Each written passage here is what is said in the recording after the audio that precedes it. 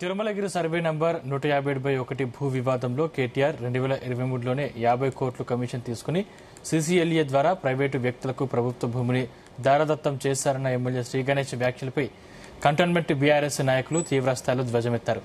కేటీఆర్ పై చేసిన వ్యాఖ్యల్ని తీవ్రంగా ఖండించారు.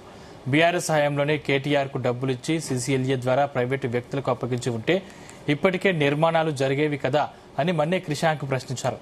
తిరుమలగిరి 157/1లో ఉన్నటువంటి 8 ఎకరాల స్థలంపై న్యాయస్థానాన్ని ఆశ్రయించడంతో పాటు దశల వారీగా పోరాటాలు చేసి ప్రభుత్వం భూమిని కాపాడతామని అన్నారు.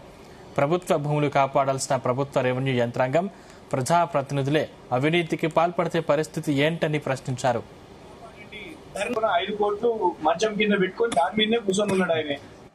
అందుకే ఆయన బయటికి రాలేదు. మేము బయటికి వచ్చినాక ఇప్పుడు వచ్చి ఆ 5 కోట్లకు డైవర్ట్ చేయడానికి వాళ్ళ కేటీఆర్ గారు పేరు తీసుకుంటే సేఫ్ కదా అని అనుకున్నాను. అంతే.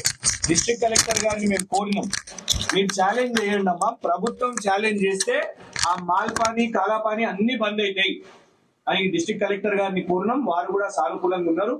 మేము ఎమ్మెల్యేతో కూడా అదే అంటున్నాం, డ్రామాలు బంద్ చేయి, దమ్ముంటే ఎల్లు ఆ జాగను ప్రభుత్వ భూమిగా తీసుకొని రా. అక్కడ 6,000 ఇంద్రమ్మ ఇల్లు నీ టర్మ్, నువ్వు ఒకటేసారి ఉంటావు కాబట్టి ఇంకొక సంవత్సరం నరనే ఉన్న తర్వాత ఎలక్షన్ కోడ్ అంటారు. ఈ సంవత్సరం నరలో నువ్వు చేయాల్సిన పని వచ్చే ఆగస్టు సెప్టెంబర్ వరకు బ్లూ షీట్స్ తీసేయి, డిసెంబర్ వరకు గవర్నమెంట్ భూమిగా శాంక్షన్ చేయి, వచ్చే జనవరిన నువ్వు అక్కడ శంకుస్థాపన చేపి ఉగాదికి రెవెన్యూ శాఖ మంత్రిని తీసుకొని రా. వచ్చే ఈ సంవత్సరం పుట్టే వచ్చే జూన్ వరకు లిస్టులు తయారు చేయి, 6,000 ఇంద్రమ్మ ఇల్లు అక్కడి. అప్పుడు చెప్తాం నువ్వు నిజంగానే 5 కోట్లు తీసుకోలేదని. కానీ నువ్వు ఈ కోర్టుకి పోయి నువ్వు ఒకవేళ కౌంటర్ చేయకపోతే 5 కోట్లు తీసుకున్నావు కాబట్టే జూలైలో ఆట మొదలు పెట్టినావు, జూలైలో డిస్ట్రిక్ట్ కలెక్టర్ దగ్గర పోయినావు, మళ్ళా తర్వాత నువ్వు ఆగస్టులో పొంగులేటి దగ్గరకు పోయినావు, అక్టోబర్ లో మీ మాల్పాని షురూ చేసిండు కదా. 2015లోనో 16లోనో 17లోనో 18లోనో 19లోనో 20లోనో 21లోనో 22లోనో చేసేసుకుంటాడు కదా. మాల్పాని అప్పుడే చేసుకుంటాడు కదా. నిజంగానే బీఆర్ఎస్ పార్టీ సపోర్ట్ ఉంటాయి.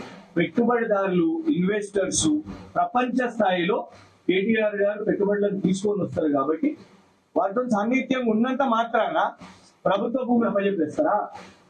ఒక ఫాక్స్కాన్ నిర్మాణం చేస్తే ఎస్ బాజాబ్తా అక్కడ యాపిల్ ప్రోడక్ట్స్ వస్తాయంటే ఇస్తారు, హిటెక్స్ అంటే ఇస్తారు. కానీ ఇక్కడ జరిగింది ఏంటిది? నేను మళ్ళీ చెప్తున్నా, 23న సిసిఎల్ఏలో 2009లో చేసిన దుశ్చర్యను తప్పుపట్టింది ఎవరు? 2023 కలెక్టర్ గారు కదా.